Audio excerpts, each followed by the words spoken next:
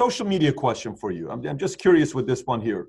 If Facebook, if YouTube, if Twitter, if all of these apps that we use in US were available in China the last 10 years, if all of these social media apps were available to the public in China the last 10 years, do you think the pandemic and coronavirus would have gone to the point that it is today?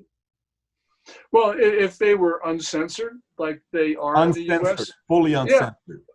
I think that the Communist Party would have acted very differently, because they would not have been able to hide things like they did. I mean, one of the things that Xi Jinping has done in the coronavirus epidemic is to impose extraordinary information controls. Now, they did that, of course, when the virus broke out, but they had a brief period of like 3 or 4 days of relative openness from January 20 to January 26.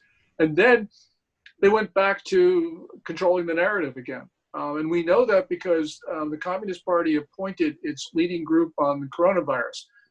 Under Xi Jinping, basically what's happened is he sort of bypassed the bureaucracy, and the Communist Party has set up these groups on the economy or whatever. Well, they set up one on the coronavirus, and they announced the roster on January 26th. And it was a 9-person group. Of the group, there was only one person who was a public health official. And even she, I think her degree was not in public health. Though I'm not positive about that. But we do know that it was heavy with propaganda officials. The vice chairman was the Communist Party's chief of propaganda. The chairman of the leading group was the premier of the country, who's basically a political hack. And there were a lot of propaganda types on it, which showed that Xi Jinping's priority was not ending the epidemic, but was controlling the narrative. And since that time, there has been evidence of this extraordinary secrecy campaign. So they've just gone back to the old way of doing things. So yeah, things would have been a lot different if there were Twitter and Facebook and there was just an open and free social media. But unfortunately, that's not the case. I think if US was to negotiate now with them, and if China wants to do any kind of trade deals, do you think it'd be a good idea for President Trump to say, you got to have free press and you have to allow every single one of our platforms in your country with no censorship, or else we ain't doing business together?